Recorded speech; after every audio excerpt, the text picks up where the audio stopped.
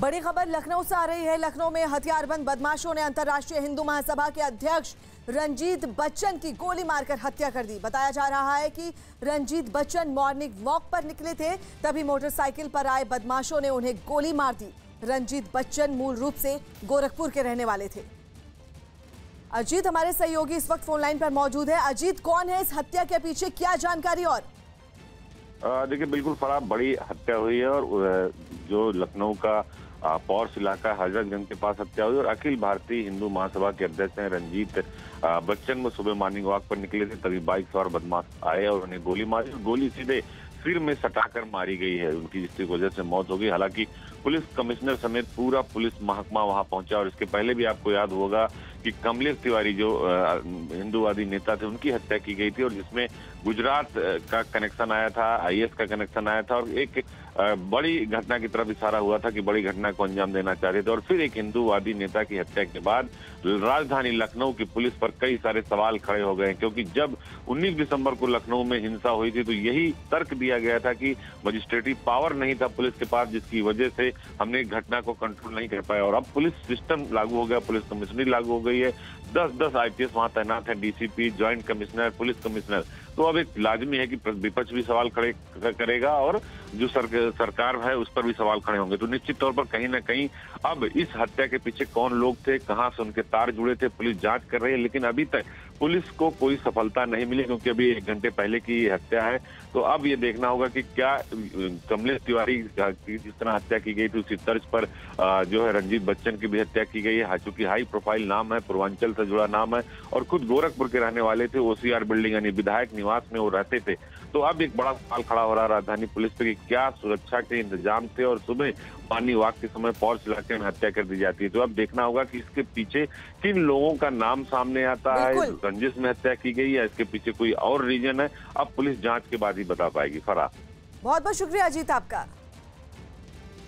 दिल्ली के शाहीन बाग इलाके में सीए के खिलाफ जारी प्रदर्शन वाली जगह के पास फायरिंग होने से अफरा तफरी मच गई। बताया गया कि पूर्वी दिल्ली के दल्लूपुरा के रहने वाले एक शख्स ने वहां 2 से 3 राउंड हवाई फायरिंग की,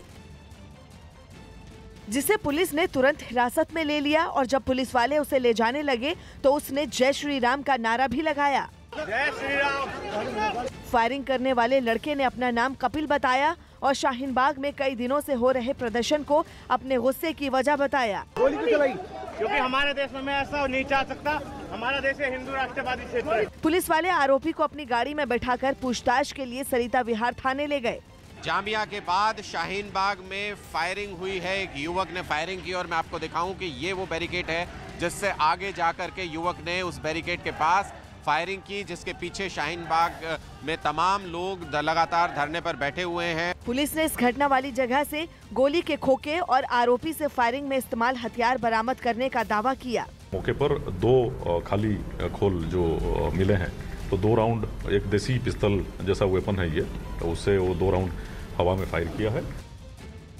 वहीं शाहीन बाग में फायरिंग करने वाले लड़के के पिता ने उसकी हरकत पर हैरानी जताई, जबकि फायरिंग की जानकारी मिलते ही कुछ लोग वहां प्रदर्शन करने पहुंच गए, जिन्होंने शाहीन बाग में लंबे समय से जारी प्रदर्शन की वजह से होने वाली परेशानी का हवाला देकर नारेबाजी शुरू कर दी। यहाँ पर जो बैरिकेड के दूसरी तरफ है ये नारेबाजी शुरू हो गई है, जिसमें लोग शाहीन बाग को खाली करने के लिए ये तमाम लोग यहाँ पर इकट्ठे हुए और नारेबाजी कर रहे हैं। वहीं शाहीन बाग में नागरिकता संशोधन कानून के विरोध में धरने पर बैठे लोगों ने फायरिंग के लिए पुलिस को जिम्मेदार बताया। पुलिस वाले करवा रहे, पुलिस के होते साथ वो लड़का यहाँ के फायरिंग करता है। वहीं जामिया के बाद शाहीन बाग में भी फायरिंग होने पर सियासत गर्मा गई। आम आदमी पार्टी ने तो चुनाव आयोग से शिकायत कर दिल्ली का माहौल खराब करने की कोशिश किए जाने का आरोप लगाया और फायरिंग के बहाने दिल्ली के सीएम अरविंद केजरीवाल ने भी एक ट्वीट के जरिए गृह मंत्री अमित शाह को निशाने पर लेने की कोशिश की। दिल्ली की कानून व्यवस्था भारतीय जनता पार्टी बिगाड़ना चाहती है। वहीं एआईएमआईएम प्रमुख असदुद्दीन ओवैसी ने भी एक ट्वीट के जरिए शाहीन बाग में फायरिंग करने वाले लड़के का वीडियो शेयर किया और इस घटना के लिए बीजेपी पर हमला बोला। केंद्र सरकार ने मोबाइल टावरों पर डीजल की खपत घटाने के लिए एक योजना तैयार की है। खबर है कि इसके लिए देश में लगे करीब 2 लाख मोबाइल टावरों को सीएनजी से चलाने वाला बनाया जाएगा। अनुमान है कि ऐसा करने से हर साल करीब 33 करोड़ लीटर डीजल की बचत होगी। और अगर अनुमान को सही माने तो डीजल की ये बचत दिल्ली में 4 दिनों में होने वाली डीजल की कुल खपत के बराबर होगी। आंकड़ों के मुताबिक देश भर में इस वक्त 5 लाख से ज्यादा मोबाइल टावर हैं। छत्तीसगढ़ के बीजापुर में एक जवान ने अपने साथियों पर फायरिंग की। छत्तीसगढ़ के बीजापुर में सशस्त्र बल के एक जवान ने अपने साथी की गोली मारकर हत्या कर दी और 2 जवानों को घायल कर दिया। एमपी के छतरपुर में एक मकान गिराए जाने पर पुलिस और गांव वालों के बीच विवाद के बाद गुस्साए लोगों ने सड़क जैम कर दी। छत्तीसगढ़ के महासमुंद में स्वास्थ्य विभाग ने सभी सरकारी अस्पतालों में कोरोना वायरस को लेकर अलर्ट जारी किया। एमपी के सतना में एक रेस्टोरेंट मालिक ने वहां खाना खाने आए गरीब बच्चों को बाहर निकाल दिया। मामला बढ़ने पर पुलिस ने जांच शुरू कर दी। राजस्थान के चूरू में शराब के नशे में एक आदमी ने अपनी पत्नी पर धारदार हथियार से हमला कर दिया। पुलिस ने आरोपी पति के खिलाफ मामला दर्ज किया। बिहार के बगहा में एडमिट कार्ड नहीं मिलने से गुस्साए 10वीं के छात्रों ने जमकर हंगामा किया। बोर्ड परीक्षा की तैयारी कर रहे इन 36 छात्रों को किसी वजह से एडमिट कार्ड नहीं मिल सका, जिससे नाराज छात्रों ने रेल की पटरियों पर बैठकर धरना प्रदर्शन शुरू कर दिया। उन्होंने स्कूल प्रशासन के खिलाफ नारेबाजी भी की। इस दौरान वहां पहुंची एक ट्रेन विरोध प्रदर्शन की वजह से कई घंटों तक रेलवे ट्रैक पर खड़ी रही। इन छात्रों ने स्कूल प्रशासन पर उनके भविष्य के साथ खिलवाड़ करने का आरोप लगाया। पूरा प्रशासन मिलकर पूरा हाई स्कूल मिलकर हम लोग को गुमराह कर रहा है। हम लोग को स्पेशल एग्जाम देने के लिए बोल रहा है। हम लोग को सप्लीमेंट्री, हम लोग फेलियर है। विरोध प्रदर्शन के दौरान इन छात्रों ने सड़क पर टायर भी जलाए, जिससे वहां कुछ देर के लिए जाम लग गया। कोलकाता में देश की पहली अंडर वाटर मेट्रो ट्रेन के लिए पानी के अंदर सुरंग बनाने का काम पूरा हो गया है। इस सुरंग को हुगली नदी में करीब 120 फीट की गहराई में बनाया गया और इसे बनाने में 66 दिन का वक्त लगा। 520 मीटर लंबी और 6 मीटर ऊंची इस सुरंग में रेलवे ट्रैक बिछाने का काम भी शुरू कर दिया गया है और कोलकाता मेट्रो रेल कॉरपोरेशन ने इस प्रोजेक्ट के मार्च 2022 तक पूरा होने का भरोसा दिया। इस रूट के तैयार होने से कोलकाता से हावड़ा की दूरी केवल 1 मिनट में ही पूरी की जा सकती है। फिलहाल इसमें कम से कम आधे घंटे का वक्त लगता है। बताया गया कि रोजाना 9 लाख लोग कोलकाता से हावड़ा मेट्रो रूट पर यात्रा करेंगे। पटना के पास नेउरा में एक दुकान में आग लगने के बाद जमकर तोड़फोड़ की गई। बताया गया कि जमीन विवाद पर गांव के कुछ लोगों ने सीमेंट की एक दुकान पर हमला बोल दिया और उसमें आग लगा दी, जिससे वहां रखी सीमेंट की कई बोरियां जलकर राख हो गईं। इसके अलावा कुछ गाड़ियों को भी निशाना बनाया गया, जिनमें एक ट्रैक्टर भी शामिल था, जिसमें आग लगा दी गई। हालांकि इस हंगामे की खबर मिलने के बाद पुलिस और दमकल के कर्मचारी वहां पहुंच गए और सबसे पहले आग बुझाने की कोशिश करने लगे, लेकिन गाड़ियां पूरी तरह जल चुकी थीं। वहीं कुछ ट्रकों में भी तोड़फोड़ की गई। हमने तो गाड़ी लगाए गए थे घर, हमारा खबर गया गाड़ी में ईंटा पत्थर चल रहा है, सब रहे, दोनों शीशा फूटल है। पुलिस ने पूरे इलाके को घेर लिया ताकि फिर कोई हंगामा ना हो, लेकिन इस आगजनी और तोड़फोड़ के बाद आसपास के दुकानदार भी दहशत में हैं। गुजरात के नवसारी में कार्यक्रम के दौरान एक लोक गायक पर भारतीय नोटों के साथ ही अमेरिकी डॉलरों की भी जमकर बारिश हुई। इस कार्यक्रम में हजारों की भीड़ जुटी थी, जिनमें कई लोग स्टेज पर चढ़कर लोक गायक के गाने के साथ साथ उन पर नोट बरसाने लगे। ये तस्वीरें हम आपको उसी कार्यक्रम की दिखा रहे हैं। हारमोनियम के साथ गाना गा रहे गायक जैसे ही अपना सुर बढ़ाते, लोग और जोश के साथ उन पर नोट बरसाते, जिस वजह से स्टेज पर नोटों की चादर बिछ गई। बताया गया कि कार्यक्रम के खत्म होने तक नोटों की बरसात का सिलसिला यूं ही चलता रहा।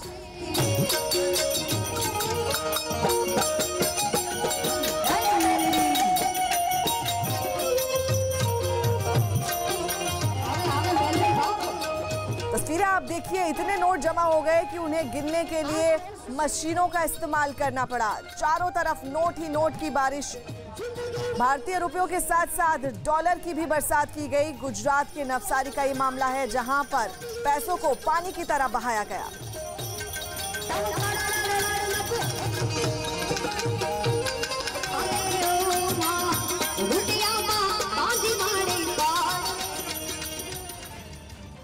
दुनिया भर के 3 करोड़ से ज्यादा डेबिट और क्रेडिट कार्डों की जानकारियां लीक हो गई हैं, जिसे अब ऑनलाइन बेचा जा रहा है। News18.com की एक रिपोर्ट के मुताबिक हैकरों ने करीब 850 दुकानों और 3 करोड़ लोगों के पेमेंट रिकॉर्ड चुरा लिए हैं, जो अब तक की सबसे बड़ी डेटा चोरी है। सबसे ज्यादा अमेरिकी कंपनी वावा में इस्तेमाल किए गए कार्ड की जानकारियां चोरी हुई हैं। बताया गया कि पेट्रोल डलवाते वक्त, ऑनलाइन खाना मंगवाते वक्त और ऑनलाइन शॉपिंग के दौरान डेटा की चोरी की गई है और अब डेबिट और क्रेडिट कार्ड की जानकारियों को ऑनलाइन बेचा जा रहा है। रिपोर्ट के मुताबिक वावा कंपनी के पेमेंट सिस्टम में वायरस भेजकर मार्च से दिसंबर के बीच डेटा की चोरी की गई। हालांकि डेटा चोरी का पता चलते ही अमेरिकी कंपनी ने पेमेंट सिस्टम को दुरुस्त करवा दिया था। दिल्ली में यूपी के सीएम योगी आदित्यनाथ ने शाहीन बाग के धरने को बेवजह बताते हुए सीएम केजरीवाल पर हमला बोला। ये शाहीन बाग में जो लोग धरना प्रदर्शन कर रहे हैं, आप इनकी मानसिकता को समझ लीजिए। इन लोगों से पूछिए धरना प्रदर्शन किस काम का। उत्तर प्रदेश में भी इन्होंने एक दिन उपद्रव करने का प्रयास किया। मैंने कभी इनका वीडियो फुटेज बनाओ और इनसे जितनी संपत्ति डैमेज करते इनसे वसूली भी कर लो, और पूरी वसूली हो रही है। जो पैसा देने में आनाकानी कर रहा है तो उसकी संपत्ति को सीज भी किया जा रहा है। हमने कहा केजरीवाल की तरह बिरयानी नहीं खिलवाएंगे। उत्तर प्रदेश के गाजीपुर में 2 गांवों के लोग किसी बात पर आमने सामने आ गए और एक दूसरे पर पत्थर चलाने लगे। बताया गया कि दोनों गांवों के बीच हाल ही में किसी बात पर झगड़ा हुआ था, जो इतना बढ़ गया कि उन्होंने पत्थरबाजी शुरू कर दी। एक गांव के लोग सड़क पर जुटकर दूसरे गांव के लोगों पर पत्थर बरसाने लगे। इस दौरान कई लोगों ने हाथों में डंडे भी ले रखे थे। इस पत्थरबाजी में कुछ महिलाएं भी शामिल थीं। हालांकि इस हंगामे की खबर मिलने के बाद पुलिस भी वहां पहुंच चुकी थी, लेकिन पुलिस के सामने भी गांव वाले शांत नहीं हुए। पुलिस ने उन्हें कई बार रोकने की कोशिश की। काफी मशक्कत के बाद गांव वालों का गुस्सा शांत हुआ, जिसके बाद बड़ी संख्या में पुलिस के जवानों को वहां तैनात कर दिया गया। रेलवे ने हाई स्पीड यानी 300 किलोमीटर प्रति घंटा और सेमी हाई स्पीड यानी 160 किलोमीटर प्रति घंटे से ज्यादा रफ्तार वाली ट्रेनें चलाने के लिए 6 नए रूट की पहचान की है। इनमें दिल्ली से नोएडा, आगरा और लखनऊ होते हुए वाराणसी तक 865 किलोमीटर लंबा कॉरिडोर हो सकता है, जबकि दूसरा रूट दिल्ली से जयपुर और उदयपुर होते हुए अहमदाबाद तक हो सकता है, जो 886 किलोमीटर लंबा होगा, जबकि दिल्ली से चंडीगढ़, लुधियाना और जालंधर होते हुए अमृतसर तक 459 किलोमीटर लंबे रूट पर भी कॉरिडोर का प्रस्ताव है। इसके अलावा मुंबई से नासिक होते हुए नागपुर तक 753 किलोमीटर लंबा रेल कॉरिडोर बनाने पर भी विचार किया जा रहा है। तो वहीं मुंबई से पुणे होते हुए हैदराबाद तक 711 किलोमीटर लंबा रेल कॉरिडोर बनाने की योजना है, जबकि छठा रूट चेन्नई से बेंगलुरु होते हुए मैसूरू तक जा सकता है, जो 435 किलोमीटर का होगा। इनमें किस रूट पर हाई स्पीड ट्रेन चलेंगी और किस पर सेमी हाई स्पीड ट्रेन चलेगी, इसका फैसला डीपीआर यानी डिटेल प्रोजेक्ट रिपोर्ट बनने के बाद होगा। उत्तराखंड के कई जिलों में हुई बर्फबारी ने लोगों की मुश्किलें बढ़ा दी हैं और इसका सबसे ज्यादा बुरा असर टिहरी में पड़ा, जहां कई घंटों तक लगातार बर्फबारी के बाद पूरा इलाका बर्फ की सफेद चादर से ढक गया और हर तरफ सिर्फ बर्फ ही बर्फ दिखाई देने लगी। वहां सड़कों पर बर्फ की चादर बिछ गई और हर तरफ सन्नाटा पसर गया। इतना ही नहीं, वहां गांव से होकर गुजरने वाली सड़कें गायब हो गईं। सड़क पर 2 से 3 फीट तक बर्फ जम गई, जिससे लोगों को आने जाने में मुश्किलों का सामना करना पड़ा। कुछ ऐसे ही हालात मुनस्यारी के भी थे, जहां कुछ इलाकों में भारी बर्फबारी हुई, जिसकी वजह से कई रास्ते बंद हो गए और लोग घरों में रहने के लिए मजबूर हो गए। कि लगातार बर्फबारी हो रहा है और बिजली की व्यवस्था में लगातार व्यवधान है, और इतनी भारी बर्फबारी में कैसे बच्चे स्कूल जाएंगे। पहाड़ों पर गांव को शहर से जोड़ने वाली ज्यादा सड़कें बंद हो गई हैं। देश में बढ़ते प्रदूषण को रोकने के लिए रेल मंत्री पीयूष गोयल ने रेलवे के पूरी तरह से नेटवर्क को बिजली से जोड़ने की समय सीमा तैयार कर दी है, जिसके मुताबिक 2024 से देश के हर रूट पर बिजली से चलने वाली ट्रेनें ही पटरियों पर दौड़ेंगी और ये पूरी तरह से बिजली से चलने वाला दुनिया का सबसे बड़ा पहला रेलवे नेटवर्क होगा। इसके लिए इस्तेमाल किए जा रहे डीजल इंजनों को धीरे धीरे हटाने का काम भी शुरू हो गया है और इसके साथ ही 2030 तक भारतीय रेलवे नेटवर्क को कार्बन उत्सर्जन से मुक्त करने की भी योजना है। उत्तराखंड के चमोली में मरीज को कंधों पर उठाकर ले जाना पड़ा। उत्तराखंड के चमोली में भारी बर्फबारी के बाद रास्ते बंद होने से बीमार लोगों को कंधों पर उठाकर अस्पताल ले जाया जा रहा है। यूपी के कानपुर में हथियारों के साथ नाबालिग लड़कों का वीडियो सामने आया, जिसके बाद पुलिस ने मामले की जांच शुरू कर दी। कोलकाता में रक्षा विभाग के अधिकारी बनकर ड्रग्स बेचने वाले 3 लोगों को पुलिस ने गिरफ्तार कर लिया और उनके पास से 350 किलो ड्रग्स बरामद की। यूपी के मुजफ्फरनगर में पुलिस ने गाड़ियों की चेकिंग के दौरान एक कार से 75 लाख रुपए नकदी बरामद की और एक आदमी को गिरफ्तार कर लिया। चीन के वुहान में फंसे 324 भारतीय नागरिक एयर इंडिया के विशेष विमान से दिल्ली पहुंच गए। चीन में कोरोना वायरस फैलने के बाद ये लोग वहां फंस गए थे। जिनके दिल्ली एयरपोर्ट पर उतरने के बाद सेना के डॉक्टरों की एक टीम एयरपोर्ट पहुंची और मेडिकल जांच के बाद उन्हें बसों में बिठाकर हरियाणा के मानेसर लाया गया। सेना के डॉक्टरों ने चीन से लाए गए लोगों की जांच के लिए मानेसर में एक विशेष कैंप बनाया है। जब तक एक तरह से पूरी रिपोर्ट डॉक्टरों की तरफ से नहीं आ जाएगी कि इनके अंदर कहीं कोरोना वायरस के लक्षण है या नहीं है, तब तक वो ऑब्जर्वेशन में रहेंगे और जैसे ही ये साफ हो पाएगा कि उनको किसी भी तरह की कोई बीमारी नहीं है तो उसके बाद उन्हें घर जाने की इजाज़त होगी। एयर इंडिया के विमान में डॉक्टरों की भी एक टीम चीन भेजी गई थी, जिन्होंने विमान के भारत रवाना होने से पहले भी इन लोगों की जांच की थी। बताया गया कि चीन में फंसे भारतीय नागरिकों को लाने के लिए एयर इंडिया का एक और विमान चीन भेज दिया गया है। कोरोना वायरस की वजह से चीन में अब तक 259 लोगों की मौत हो गई है, जबकि 11,000 से ज्यादा लोग कोरोना वायरस से पीड़ित बताए जा रहे हैं। गृहमंत्री अमित शाह और बिहार के मुख्यमंत्री नीतीश कुमार आज एक साथ चुनाव प्रचार करेंगे। दोनों नेता दिल्ली के बुराड़ी में एक रैली को संबोधित करेंगे। ये रैली शाम को होगी। इससे पहले नीतीश कुमार दिल्ली के संगम विहार में बीजेपी के राष्ट्रीय अध्यक्ष जेपी नड्डा के साथ एक रैली करेंगे। इतना ही नहीं, अमित शाह दिल्ली के कैंट इलाके में घर घर जाकर जनसंपर्क भी करेंगे, जबकि जेपी नड्डा ग्रेटर कैलाश में लोगों से घर घर जाकर मिलेंगे।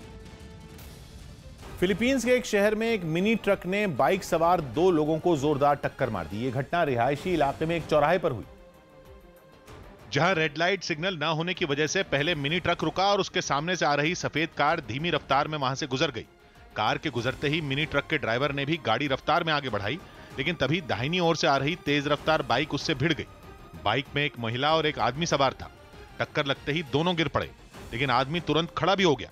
उसने मिनी ट्रक के ड्राइवर को संभलकर गाड़ी चलाने की नसीहत दी और फिर सड़क पर गिरी महिला का हाल जाना। इस टक्कर में महिला मामूली रूप से घायल हुई। कांग्रेस दिल्ली चुनाव के लिए घोषणा पत्र जारी करेगी। कांग्रेस इस घोषणा पत्र में 600 यूनिट तक बिजली पर सब्सिडी का ऐलान हो सकता है। कांग्रेस न्याय योजना के तहत गरीबों को 72,000 रुपए सालाना ऐलान भी कर सकती है। इतना ही नहीं, कांग्रेस के घोषणा पत्र में पर्यावरण पर भी खास फोकस हो सकता है। दिल्ली में कांग्रेस 70 में 66 सीटों पर चुनाव लड़ रही है, जबकि 4 सीटों पर बिहार में कांग्रेस की सहयोगी पार्टी आरजेडी लड़ रही है। दिल्ली में 8 फरवरी को वोट डाले जाएंगे और इसके नतीजे 11 फरवरी को आएंगे। रेलवे स्टेशनों और ट्रेनों पर नजर रखने के लिए रेलवे पुलिस ने डॉग स्क्वाड में शामिल कुत्तों पर कैमरे लगाने की योजना बनाई है, जिन्हें देश के बड़े स्टेशनों पर तैनात किया जाएगा। जानकारी के मुताबिक रेलवे स्टेशनों और ट्रेनों की निगरानी के लिए रेलवे पुलिस डॉग स्क्वाड में शामिल 300 कुत्तों पर कैमरे लगाएगी। बताया गया कि कुत्तों पर 2 कैमरे आगे लगाए जाएंगे, एक कैमरा कुत्ते के ऊपर लगाया जाएगा और एक उसके गले में बंधा होगा और इन कैमरों को 10 मीटर की दूरी से भी कंट्रोल किया जा सकेगा। साथ ही इन्हें जीपीएस से भी जोड़ा जाएगा। दलील ये दी गई है कि कुत्तों को उन जगह पर भेजा जाएगा जहां पर जवान आसानी से नहीं पहुंच पाते हैं। इतना ही नहीं, रेलवे पुलिस ने विशाखापट्टनम रेलवे स्टेशन पर इसका ट्रायल भी शुरू कर दिया है। केंद्रीय कानून मंत्री रविशंकर प्रसाद ने शाहीन बाग में चल रहे प्रदर्शन पर बड़ा ऐलान किया। शाहीन बाग में पिछले 15 दिसंबर से नागरिकता कानून और एनआरसी के खिलाफ लोग धरने पर बैठे हैं, जिसके करीब 45 दिन बाद केंद्र सरकार की ओर से प्रदर्शनकारियों से बातचीत की पेशकश की गई। रविशंकर प्रसाद ने अपने ट्वीट के जरिए सीएए पर शाहीन बाग के प्रदर्शनकारियों की हर शंका को दूर करने का भरोसा दिया। बातचीत होनी चाहिए। मुझे तो लगता नहीं कि ऐसी कोई बात है जिसके ऊपर बातचीत ना की जाए। हर बात पे बात करनी चाहिए। रविशंकर प्रसाद की पेशकश पर सियासत भी तेज हो गई और विपक्ष ने सरकार पर हमला बोल दिया। रविशंकर प्रसाद जी ने क्या कहा है, मैं उस पर तब तक विश्वास नहीं करूंगा जब तक अमित शाह जी जाकर संवाद नहीं करते हैं। वहीं आम आदमी पार्टी ने सरकार के फैसले का स्वागत किया, साथ ही बातचीत में देरी पर सवाल उठा दिए। इतनी देर में केंद्र सरकार क्यों जागती है? हर काम में इतना विलंब क्यों होता है? दिल्ली में चुनाव प्रचार के दौरान उन्होंने शाहीन बाग में चल रहे प्रदर्शन पर सवाल उठाए और केजरीवाल सरकार को निशाने पर लिया। उन्होंने आरोप लगाया कि केजरीवाल सरकारी पैसा दिल्ली की जनता के लिए खर्च नहीं करते, बल्कि ऐसे प्रदर्शन में खर्च करते हैं जहां सरकार के खिलाफ साजिश रची जा रही है। उन्होंने इस दौरान पाकिस्तान के एक मंत्री का भी जिक्र किया। आज आतंकवादियों को बिरयानी नहीं खिलाई जा रही है। ये बिरयानी खिलाने का शौक या तो कश्मीर के अंदर कांग्रेस को था, या फिर बिरयानी खिलाने का शौक शाहीन बाग जैसी घटनाओं में केजरीवाल को है, भारतीय जनता पार्टी को नहीं है। लेकिन केजरीवाल के समर्थन में पाकिस्तान का मंत्री अपील करता है। आपने देखा होगा कल पाकिस्तान का एक मंत्री केजरीवाल के समर्थन में अपील कर रहा है, यानी उसे दिल्ली की जनता पर विश्वास नहीं, अपने पाकिस्तान के आकाओं से कह करके पाकिस्तान में इमरान खान की सरकार के मंत्री से अपने पक्ष में बयान दिलाए जा रहे हैं। भाइयों बहनों, इन चेहरों को थोड़ा पहचान लीजिए, बहुत ठीक से पहचान लीजिए। पूरी दुनिया में जिन 10 शहरों में सबसे ज्यादा ट्रैफिक जैम होता है, उनमें भारत के 4 शहर हैं। लोकेशन टेक्नोलॉजी से जुड़ी हॉलैंड की कंपनी टोमटोम की रिपोर्ट के मुताबिक ट्रैफिक के मामले में बेंगलुरु दुनिया का सबसे खराब शहर है, जहां 2019 में व्यस्त समय में गाड़ी चलाने वाले लोगों ने 243 घंटे यानी 10 दिन और 3 घंटे जितना वक्त ट्रैफिक जैम में बिताया। इस रिपोर्ट में मुंबई चौथे नंबर पर है, जहां पिछले साल लोगों ने 209 घंटे यानी 8 दिन और 17 घंटे जितना समय ट्रैफिक में फंसे रहे। वहीं इस लिस्ट में पुणे को 5वें स्थान पर रखा गया है, जहां लोगों को 193 घंटे यानी 8 दिन और 1 घंटा जितना वक्त तक ट्रैफिक जैम में जूझना पड़ा। इस सूची में 8वें नंबर पर दिल्ली है, जहां लोगों ने पिछले साल 7 दिन 22 घंटे जितना समय ट्रैफिक जैम में फंसकर बिताया है। यूपी के सीतापुर में सफाई कर्मियों ने चौकी में कूड़ा फेंका। यूपी के सीतापुर में पुलिस वालों और सफाई कर्मियों के बीच झड़प के बाद गुस्साए सफाई कर्मचारियों ने थाने के अंदर कूड़ा भर दिया। बाद में पुलिस अधिकारियों ने मामला शांत करवाया।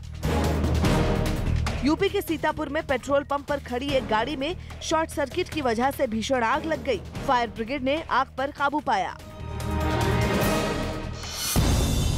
बिहार के जमुई में सरस्वती पूजा के दौरान एक आदमी का फायरिंग करने का वीडियो सामने आया। पुलिस ने मामले की जांच शुरू की। एमपी के बड़वानी में बीजेपी नेता कैलाश विजयवर्गीय ने नर्मदा जयंती के मौके पर नदी में 2000 मीटर लंबी चुनरी चढ़ाई।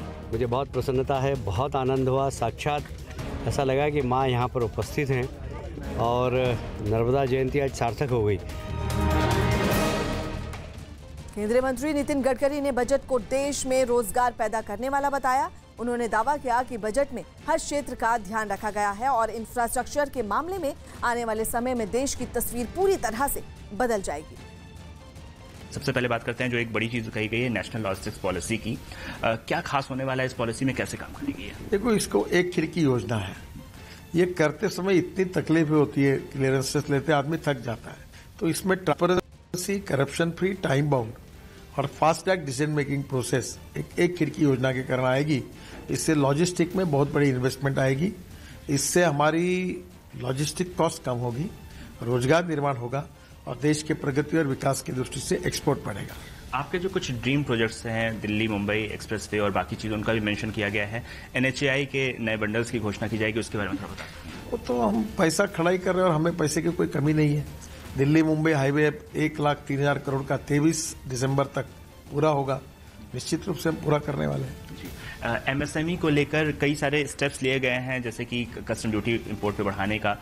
कितना आपको लगता है कि क्योंकि पिछले कुछ समय में आपका काफी फोकस रहा है MSME को बढ़ाने के, तो MSME के एक बात मैं भी महसूस कर रहा था कि विशेष रूप से चाइना से बहुत फर्नीचर आता है, जूते चप्पल आती है, पिचकारे आती, छोटी छोटी चीजें आती थी। अभी फर्नीचर का रॉ मटेरियल हमारे पास है, कारागिर हमारे पास है, डिजाइनिंग के सेंटर्स खुल रहे हैं, बड़े बड़े वर्ल्ड से लोग यहाँ डिजाइनिंग के लिए आ रहे हैं। अब इसको बढ़ावा मिलने से चाइना से फर्नीचर नहीं आएगा तो यहाँ रोजगार निर्माण होगा। दूसरी बात, जूते और चप्पल और लेदर की इंडस्ट्री 1,45,000 करोड़ की है। उसमें 85,000 से 90,000 करोड़ हमारा डोमेस्टिक मार्केट है और करीब 45 से 55,000 करोड़ एक्सपोर्ट है। तो चाइना से अभी आ रहा था तो उसको ड्यूटी बढ़ने का वो नहीं आएगा तो ये इंडस्ट्री बढ़ेगी।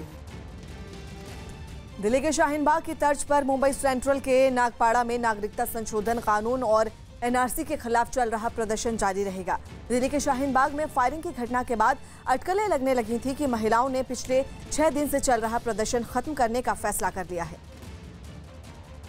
लेकिन प्रदर्शन में शामिल महिलाओं ने इसे महज अफवाह करार दिया और अपना प्रदर्शन जारी रहने का दावा किया। मुंबई के नागपाड़ा में जो आंदोलन चल रहा है वो अभी भी जारी है। आप देख सकते हैं यहाँ पर हजारों की संख्या में महिलाएं जो हैं वो अभी भी यहाँ पर बैठी हुई हैं, प्रदर्शन कर रही हैं। बताया गया कि प्रदर्शन खत्म होने की अफवाह फैलने के बाद कुछ महिलाएं अपने अपने घरों को लौट भी गईं। उम्मीद आई थी कि यहाँ पे हम लोग प्रोटेस्ट कॉल अप करें क्योंकि हम लोग प्रोटेक्शन नहीं दे सकते। वहीं प्रदर्शन में शामिल महिलाओं ने अपनी मांगे नहीं माने जाने तक धरने पर बैठे रहने का ऐलान कर दिया। हम लोग अपने ही फैसले पे चाहे कुछ भी हो जाए, जब तक एनआरसी बंद नहीं होता हम अपनी जगह पर बैठे रहेंगे।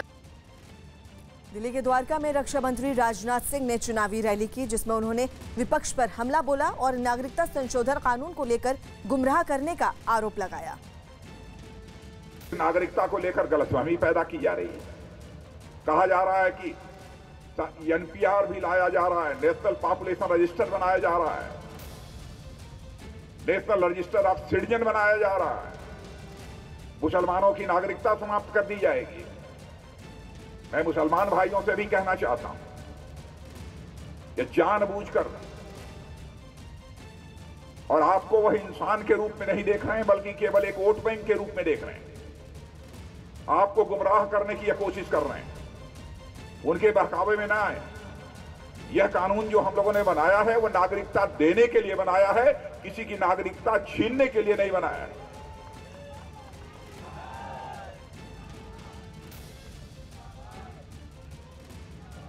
और मैं तो कहना चाहता हूं, यदि किसी मुसलमान की नागरिकता के लिए कोई भी यदि उंगली भी यदि उठाएगा तो हमारी सरकार और भारतीय जनता पार्टी उस मुसलमान भाई के साथ खड़ी हुई दिखाई देगी।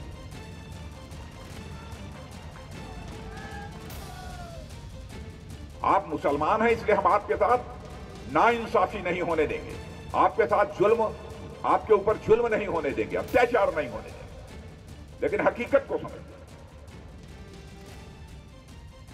केवल आपको गुमराह करने की कोशिश की जा रही है।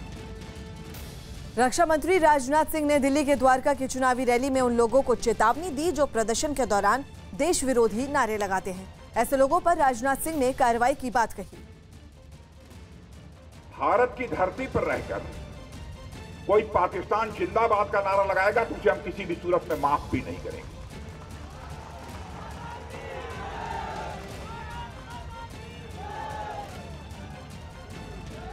और यह बात मैं केवल मुस्लिम समाज के लिए नहीं कह रहा हूं, किसी भी देश का रहने वाला कोई भारत की धरती पर रहकर भारत के खिलाफ यदि नारेबाजी करेगा, कठोर से कठोर हम कार्रवाई करेंगे। और मैं यह भी कहना चाहूंगा विपक्षी पार्टियों से, विपक्षी दल होने के नाते आप विपक्ष के धर्म का पालन कीजिए, इस पर किसी को कोई आपत्ति नहीं होगी। लेकिन विपक्ष धर्म का पालन करते हुए राष्ट्र धर्म की अनदेखी आपके द्वारा नहीं होनी चाहिए। मैं यह भी अपील आपसे करना चाहता हूं, विपक्षी धर्म का पालन करते हुए राष्ट्र धर्म की अनदेखी आपके द्वारा नहीं होनी चाहिए। और नफरत की स्याही से भी इतिहास लिखने की कोशिश मत कीजिए। भारत का इतिहास लिखा गया है तो बराबर प्यार और मोहब्बत की स्याही से इतिहास लिखा गया है, नफरत की स्याही से नहीं लिखा गया है। चुनाव और नेताओं पर नजर रखने वाली संस्था एडिया यानी एसोसिएशन फॉर डेमोक्रेटिक रिफॉर्म्स ने दिल्ली में विधानसभा चुनाव लड़ रहे उम्मीदवारों के आपराधिक रिकॉर्ड की जानकारी साझा की है। एडीआर की रिपोर्ट के मुताबिक आम आदमी पार्टी के 25% उम्मीदवारों ने अपने हलफनामे में खुद के खिलाफ गंभीर आपराधिक मामले दर्ज होने की घोषणा की है, जबकि बीजेपी के 20% उम्मीदवारों ने अपने ऊपर गंभीर आपराधिक मामले दर्ज होने की जानकारी दी है। तो वहीं कांग्रेस के भी 15% उम्मीदवारों ने खुद के खिलाफ गंभीर आपराधिक मामले दर्ज होने के बारे में बताया है। दिल्ली में 8 फरवरी को होने वाले चुनाव में कुल 672 उम्मीदवार चुनावी मैदान में हैं। केंद्रीय मंत्री रविशंकर प्रसाद ने न्यूज 18 से एक्सक्लूसिव बातचीत में बजट को ग्रोथ बढ़ाने वाला बताया। आईटी मंत्री रविशंकर प्रसाद के मुताबिक इलेक्ट्रॉनिक और सेमीकंडक्टर पॉलिसी की घोषणा बजट में की गई है। हमारे साथ इस वक्त केंद्रीय मंत्री रविशंकर प्रसाद से सबसे पहले तो बजट के बारे में जानना चाहूँगा, क्या लगता है एक बैलेंस बजट है जो ग्रोथ को बढ़ावा देगा? बहुत ही बैलेंस बजट है। 2014 में पीएम ने कहा था कि मेरी सरकार गरीबों की चिंता करेगी, किसानों की चिंता करेगी। दोबारा अधिक बहुमत जीतने के बाद भी गरीब और किसान उनकी नज़रों में है। 2,83,000 करोड़ हम दे रहे हैं किसानों के लिए, इरिगेशन के लिए, रूरल डेवलपमेंट के लिए और शिक्षा के लिए, इंफ्रास्ट्रक्चर के लिए लाखों करोड़ रुपए दे रहे हैं। तो लेकिन सबसे बड़ी बात यह है कि इस बजट ने वेल्थ क्रिएटर्स को आदर दिया है कि जो उद्योगपति हैं, जो उद्यमी हैं, वो भी अपने पूंजी निवेश से भारत को बनाते हैं, तो उनका पूरा सम्मान करेंगे। तो ये भारत की राजनीति में एक बहुत बड़ा बदलाव है।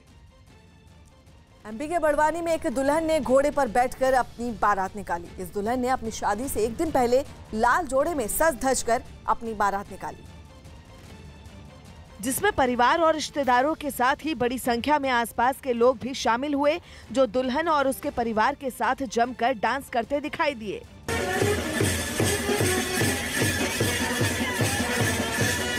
घोड़े पर बैठी दुल्हन ने अपने सिर पर दूल्हे की तरह सेहरा भी बांधा हुआ था और उसके साथ चल रहे लोग खुशी में नाच रहे थे। दुल्हन ने बताया कि इस पहल के जरिए वो और उसका परिवार लोगों को लड़कों और लड़कियों के साथ समान बर्ताव करने का संदेश देना चाहते थे। कईयां नूं कहा जाता है कि हाँ जी तुसीं साडे मुंडे दे बराबर आ, बट मेरी फैमिली ने ये साबित करके दिखाया कि मुंडे दे बराबर मन्निया जा रहा है साडी फैमिली च। कांग्रेस नेता राहुल गांधी और प्रियंका गांधी वाड्रा दिल्ली चुनाव में एक साथ प्रचार करेंगे। दोनों 4 और 5 फरवरी को दो साझा रैलियों में हिस्सा लेंगे। ये रैलियां जंगीपुरा, संगम विहार, कोंडली और हौस खास में होगी, जबकि 5 फरवरी को सोनिया गांधी भी शास्त्री पार्क इलाके में रैली को संबोधित करेंगी। कांग्रेस पिछले 15 साल से दिल्ली की सत्ता से बाहर है और 2013 में आम आदमी पार्टी से हारने के बाद से ही लगातार वापसी करने की कोशिश कर रही है। दिल्ली में 8 फरवरी को एक चरण में वोट डाले जाएंगे और 11 फरवरी को नतीजे आएंगे। दिल्ली के साकेत इलाके में पुलिस और बदमाशों के बीच मुठभेड़ हुई है। पुलिस ने मुठभेड़ के दौरान 4 बदमाशों को गिरफ्तार किया है। बताया गया कि चारों बदमाश मेवाती गैंग से जुड़े हुए हैं। ये बदमाश एक ट्रक में सवार होकर जा रहे थे और उस दौरान दिल्ली पुलिस की स्पेशल सेल और बदमाशों के बीच मुठभेड़ हो गई। इस दौरान बदमाशों की एक गाड़ी दीवार से जा टकराई। मुठभेड़ में एक बदमाश के दोनों पैरों में गोली लगी है, जिसका नाम आमीन बताया गया है। अब पुलिस बाकी के बदमाशों से पूछताछ कर रही है।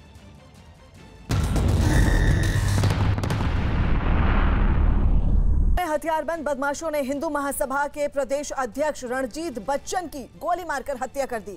हजरतगंज इलाके में वारदात सुबह करीब 6:30 बजे की है। रणजीत बच्चन अपने एक दोस्त आशीष श्रीवास्तव के साथ मॉर्निंग वॉक पर निकले थे। जब वो ग्लोब पार्क से निकल रहे थे तभी बाइक सवार बदमाशों ने उनके सिर में गोली मार दी। इस वारदात में उनके दोस्त आशीष भी घायल हुए हैं, जिनका इलाज ट्रॉमा सेंटर में चल रहा है। रणजीत बच्चन मूल रूप से गोरखपुर के रहने वाले थे।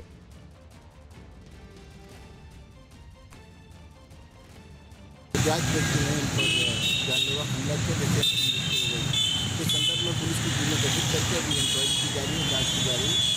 जैसा शीघ्र हम अभियुक्तों तक पहुंचे। सर ये बताया किस कोई इन्होंने संगठन बनाया था, किसी संगठन से जुड़े थे कोई? इस संदर्भ में हम जानकारी दें। घायल भी हुआ सर, एक व्यक्ति घायल है, उनके साथ खतरे से बाहर। विश्व हिंदू महासभा के राष्ट्रीय अध्यक्ष रंजीत बच्चन की गोली मारकर हत्या कर दी गई है।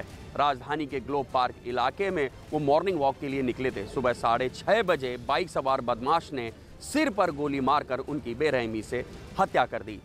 इस हत्याकांड में रंजीत बच्चन के एक साथी आशीष श्रीवास्तव घायल भी हुए हैं, जो फिलहाल ट्रॉमा सेंटर में भर्ती हैं और पुलिस के मुताबिक उनकी हालत खतरे से बाहर है। पुलिस आशीष श्रीवास्तव से इस मामले में पूछताछ कर रही है। रंजीत बच्चन के बारे में बताया जाता है मूल रूप से गोरखपुर के रहने वाले हैं और पहले समाजवादी पार्टी से जुड़े थे और उनकी सांस्कृतिक गतिविधियों में भाग लेते थे। एक बार साइकिल से ही उन्होंने पूरे देश का भ्रमण भी किया है, लेकिन जब से योगी सरकार आई थी उसके बाद इन्होंने अपना संगठन बनाया है विश्व हिंदू महासभा के नाम से और OCR बिल्डिंग विधायक निवास में B604 फ्लैट में वो अकेले रहते थे। इनका एक पारिवारिक विवाद भी बताया जा रहा है और कहा जा रहा है कि इनके खिलाफ गोरखपुर में एक FIR भी दर्ज है। पुलिस इस वक्त इनके पारिवारिक विवाद और इनके संगठन की गतिविधियों से जुड़े हुए मामले पर जांच कर रही है। पुलिस और फॉरेंसिक की टीम यहां पर मौके पे है। ये पॉश इलाका है, यहां से सीसीटीवी फुटेज जुटाए जा रहे हैं और इनके मोबाइल कॉल का डेटा रिट्रीव किया जा रहा है। और इस पूरी खबर पर हमारे सहयोगी ऋषभ मणि त्रिपाठी इस वक्त हमारे साथ फोन लाइन पर मौजूद हैं। ऋषभ, आपसे जानना चाहेंगे, सुबह 6:30 बजे इनको गोली मारी गई, ये पता चल गया कि बाइक पर सवार आए थे बदमाश, लेकिन वो लोग कौन थे, क्या इसकी अभी तक जानकारी मिल पाई है पुलिस के द्वारा? देखिए, एक बात बिल्कुल साफ हो गई, ये प्लान मर्डर है, प्रोफेशनल शूटर्स के द्वारा अंजाम दिया गया, सिर पे सटा के गोली मारी गई है। अभी जो जांच टीम को एक अहम सुराग मिला है, जो अभी तक इनके साथ जो घायल एक व्यक्ति थे, इनके करीबी थे, उनसे जो बयान पुलिस को मिला है, उसके बिना पर बहुजन समाज पार्टी बसपा के एक विधायक से पूरे हत्याकांड के साथ जुड़े होने का शक जताया जा रहा है। इस मामले में बसपा के विधायक से भी पूछताछ हो सकती है, कुछ लेन देन की बात भी सामने आ रही है और एक पारिवारिक विवाद की बात भी सामने आ रही है। तो फिलहाल 2 संदिग्धों को पुलिस ने उठा लिया है बाराबंकी रोड से, और बसपा के एक विधायक से पूछताछ की पुलिस ने तैयारी कर ली है। पुलिस के जो हमारे सूत्र हैं वो ये बताते हैं कि जल्द ही इस पूरे मामले का खुलासा कर दिया जाएगा। अब क्योंकि अभी पुलिस कमिश्नरी बनी हुई है, पुलिस को यहाँ पर ज्यादा अलर्ट रहना होगा, यहाँ पर ज्यादा पुलिस फोर्स डिप्लॉय की है, इसी दौरान ये हत्याकांड हो जाता है। तो लखनऊ पुलिस कमिश्नरी के लिए एक बड़ी चुनौती जरूर है, लेकिन जो शुरुआती इनपुट है उसके मुताबिक पुलिस ने लाइन ऑफ इन्वेस्टिगेशन अपनी तय कर ली है और 2 संदिग्धों से इस मामले में पूछताछ भी की जा रही है। फरहान जी, बहुत बहुत शुक्रिया ऋषभ आपका। गृह मंत्री अमित शाह और बिहार के मुख्यमंत्री नीतीश कुमार आज एक साथ चुनाव प्रचार करेंगे। दोनों नेता दिल्ली के बुराड़ी में एक रैली को संबोधित करेंगे। ये रैली शाम को होगी। इससे पहले नीतीश कुमार दिल्ली के संगम विहार में बीजेपी के राष्ट्रीय अध्यक्ष जेपी नड्डा के साथ एक रैली करेंगे। इतना ही नहीं, अमित शाह दिल्ली के कैंट इलाके में घर घर जाकर जनसंपर्क भी करेंगे, जबकि जेपी नड्डा ग्रेटर कैलाश में लोगों के घर घर जाकर उनसे मुलाकात करेंगे। कांग्रेस दिल्ली चुनाव प्रचार के लिए घोषणा पत्र जारी करेगी। कांग्रेस के इस घोषणा पत्र में 600 यूनिट तक बिजली पर सब्सिडी का ऐलान हो सकता है। कांग्रेस न्याय योजना के तहत गरीबों को 72,000 रुपए सालाना ऐलान भी कर सकती है। इतना ही नहीं, कांग्रेस के घोषणा पत्र में पर्यावरण पर भी खास फोकस हो सकता है। दिल्ली में कांग्रेस 70 में 86 सीटों पर चुनाव लड़ रही है, जबकि 4 सीटों पर बिहार के कांग्रेस की सहयोगी पार्टी आरजेडी लड़ रही है। दिल्ली में 8 फरवरी को वोट डाले जाएंगे और उसके नतीजे 11 फरवरी को आएंगे। दिल्ली के द्वारका में रक्षा मंत्री राजनाथ सिंह ने चुनावी रैली की, जिसमें उन्होंने विपक्ष पर हमला बोला और नागरिकता संशोधन कानून को लेकर गुमराह करने का आरोप लगाया। नागरिकता को लेकर गलतफहमी पैदा की जा रही है। कहा जा रहा है कि एनपीआर भी लाया जा रहा है, नेशनल पॉपुलेशन रजिस्टर बनाया जा रहा है, नेशनल रजिस्टर ऑफ सिटीजन बनाया जा रहा है, मुसलमानों की नागरिकता समाप्त कर दी जाएगी। मैं मुसलमान भाइयों से भी कहना चाहता हूं कि जानबूझकर, और आपको वह इंसान के रूप में नहीं देख रहे हैं बल्कि केवल एक वोट बैंक के रूप में देख रहे हैं, आपको गुमराह करने की यह कोशिश कर रहे हैं, उनके बहकावे में ना आए। यह कानून जो हम लोगों ने बनाया है वह नागरिकता देने के लिए बनाया है, किसी की नागरिकता छीनने के लिए नहीं बनाया है।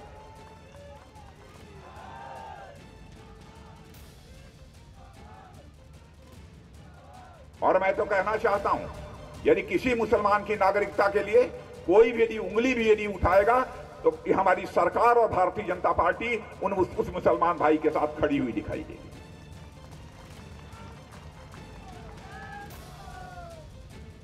आप मुसलमान हैं, इसलिए हम आपके साथ नाइंसाफी नहीं होने देंगे, आपके साथ जुल्म, आपके ऊपर जुल्म नहीं होने देंगे, अत्याचार नहीं होने देंगे। लेकिन हकीकत को समझिए, केवल आपको गुमराह करने की कोशिश की जा रही है।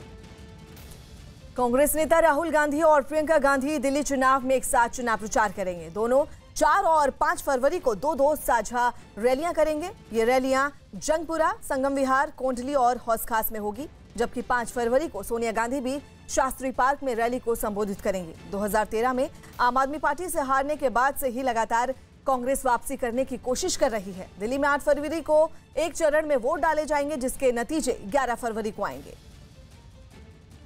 बंगाल में कोलकाता पुलिस ने ड्रग्स तस्करी करने के आरोप में 3 लोगों को गिरफ्तार किया है। ये तीनों लोग DRDO के अधिकारी बनकर ड्रग्स बेचते थे।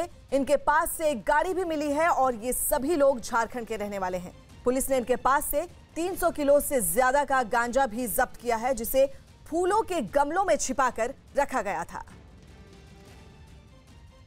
उत्तराखंड के चमोली में भारी बर्फबारी ने लोगों की मुश्किलें बढ़ा दी हैं। रास्तों में बर्फ की मोटी परत होने की वजह से मरीजों को कंधे पर लादकर ले जाना पड़ रहा है। चमोली के एक गांव में एक आदमी के पेड़ से गिरने के बाद उसे इलाज के लिए कंधों पर डालकर अस्पताल ले जाना पड़ा। लोगों ने इस आदमी को ले जाने के लिए पहले लाठियों पर एक कुर्सी को बांधा और फिर उसके बाद उसे बर्फीले रास्तों से होकर अस्पताल ले गए।